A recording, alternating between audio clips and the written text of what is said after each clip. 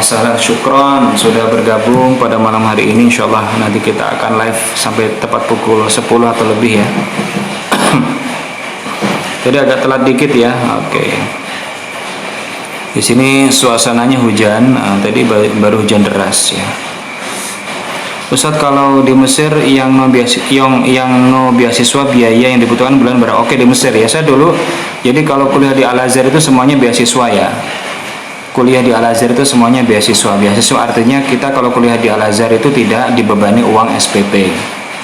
Itu ya, tidak dibebani uang SPP sampai lulus. Yang membedakan antara istilah beasiswa sama non beasiswa itu kalau beasiswa itu istilah dari Kementerian Agama, itu berangkatnya dibiayai oleh pemerintah ya. Tiketnya, dan nanti begitu sampai di Mesir langsung diberikan fasilitas asrama mahasiswa. Kalau non beasiswa, termasuk saya dulu adalah non beasiswa, itu berangkatnya menggunakan biaya sendiri ya. Tapi begitu kuliah di Al-Azhar tetap gratis ya. Bedanya kalau non beasiswa itu berangkatnya biaya sendiri, kemudian nanti kita nyewa flat dulu ya, nyewa flat lah, nyari kontrakan gitu sama teman-teman. Nanti kalau sudah setahun lewat mau masuk ke asrama nggak apa-apa.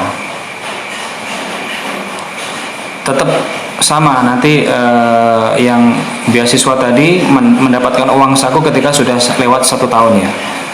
Cara dapat beasiswa ikut ujian ya, ikut ujian. Ujiannya itu bisa biasanya ujiannya itu diakomodasi oleh Kementerian Agama setiap akhir bulan ya, setiap inilah selesai tahun ajaran masuk tahun ajaran baru ya. Dan ada beberapa pesantren yang tidak perlu tes, contohnya Gontor sudah tidak perlu tes lagi. Gontor dan beberapa pesantren yang tergabung dalam pesantren Mu'adalah itu sudah tidak perlu tes, langsung aja berangkat. Nanti diakomodasi sama broker dari IKPM ya. Jadi bagi para orang tua yang pengen menguliahkan putra-putrinya ke Al-Azhar, untuk kampus yang daftar online atau datang dulu ke Mesir baru daftar, untuk kampusnya daftar online. Enggak ada pendaftaran langsung di Indonesia ya. Nanti diakomodasi sama pondok. Yang pasti diuji dulu sama pondok ya. Ya, kalau misalnya di Gontor itu diuji dulu ya. Kalau di Gontor ada dua fasilitas. Yang pertama beasiswa dari Grense itu sebanyak 80 beasiswa itu langsung kalau itu fasilitasnya dari Grense, fakultasnya bisa fakultas agama Islam atau bisa fakultas umum seperti kedokteran. Tapi kalau berangkat sendiri juga ujiannya menggunakan diakomodasi sama Gontor. Kemudian nanti ya itu sudah tidak perlu ujian, maka Gontor sendiri yang menguji. Otomatis ya pilihan. Artinya ya yang penting dia hafal 2 juz minimal, kemudian kemampuan penguasaannya dalam ilmu bahasa itu memadai lah ya. Bisa kalau untuk Al-Azhar bisa daftar kedokteran ya, karena itu beasiswa khusus dari Grense. Dan alhamdulillah baru ya, ini tahdus binikmah ya, bukan apa-apa ya, baru Gontor yang diberikan beasiswa kedokteran oleh Grense ini. Ada biologi, tapi biologian, maksudnya biologi yang tidak yang pengantar lah, tidak terlalu mendalam ya. Tapi adalah gitu. Ya, alumni bisa mengikuti ya. Kita bisa mengikuti selama kita manjada wajada gitu. Bisa.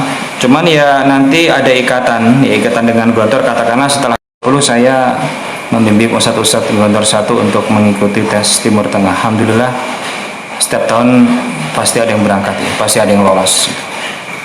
Ya saya dulu setelah dari Gontor mondok ke Salaf, jadi ya alhamdulillah bisa melengkapi ya, pendidikan pesantren menggunakan 2 sistem dan 2 kultur ya itu. Yang pasti saling melengkapi, apa yang di Gontor nggak ada itu bisa dilengkapi di Salaf, dan apa yang tidak ada di Salafiyah itu dilengkapi di Gontor. Maka ya ojo dibanding-banding nih gitu ya. Dan kiai-kiai kita biasanya memberikan nasihat untuk tidak membanding-bandingkan pesantren satu dengan pesantren yang lain, karena itu suul adab ya. Itu adalah etika yang tidak baik adalah membanding-bandingkan, karena masing-masing pesantren itu adalah pesantren itu berdiri sudah atas istihad kiainya ya. Nah, dan istihad itu kan kalau salah dapat satu, kalau betul dapat dua gitu ya. Maka ojo dibanding-banding gitu. Maka dulu Kiai Hasan Abdul Wasal itu tidak suka dengan istilah studi banding ya, apalagi kalau ada pesantren mau studi banding ke Gontor nggak suka, karena pesantren nggak bisa dibanding-bandingkan ya. Oke, nah, itu yang beliau pernah sampaikan ke kita ya. Ya. Mondok di Gontor, kemudian ke Salaf, atau sebelum ke Salaf ke Gontor nggak apa-apa. Ustaz, saya dengar yang keluar dari Gontor nggak bisa masuk lagi. Iya, yang keluar dari Gontor nggak bisa masuk lagi ya. Nah, termasuk ya, pokoknya yang keluar dari Gontor itu nggak bisa masuk lagi, karena dia hanya mendapatkan nomor stambuk seumur hidup. Bahkan dia keluar dalam hal-hal yang baik ya, karena ada yang keluar, katakanlah keluar dari memutuskan keluar dari pondok ya, karena dia diuji dengan penyakit dan itu tidak setahun 2 tahun ya, akhirnya sudah dia nggak bisa balik lagi ke pondok. Live kapan lagi saya besok insya Allah ya live ya, moga-moga live ya. Saya biasanya live tuh malam ya, malam jam 8, kalau jam 8 nggak ada ya setengah 9, 9 nggak ada jam 9. Pokoknya malam ya saya live-nya itu ya, nggak bisa pagi, nggak bisa siang ya, karena ya ini sudah aktif ya. Nah, oke. Saya pamit dulu, undur diri dulu, dan insya Allah besok moga-moga kita bisa bertemu kembali ya di waktu dan jam yang sama ya, malam insya Allah ya. Oke, terima kasih semuanya, Ayah Alifa, Kak Novi Esta, Kak Feriandika, Bunda Angela, Bunda Ani, siapa lagi ya, Lutfi Hayuma, terus Pak Yosi, Bunda Maida. Terima kasih sudah bergabung. Kak Hani juga sudah bergabung ya, insya Allah. Besok ya, nasihat dan nasihat dari live kapan? Besok soal besok malam jam 8, kalau enggak ya jam setengah 9, kalau enggak ya jam 9 gitu aja. Kalau jam 9 nggak ada berarti nggak live, itu aja ya. Oke ya, saya pamit dulu, insya Allah besok kita lanjut kembali untuk menyampaikan nasihat apa saja yang pernah saya dapatkan dari Kiai ya. Oke. Terima kasih semuanya, dan mohon maaf apabila ada perkataan yang kurang berkenan di hati listener semuanya, listener ya. Oke. Syukron. Ya, assalamualaikum warahmatullahi wabarakatuh.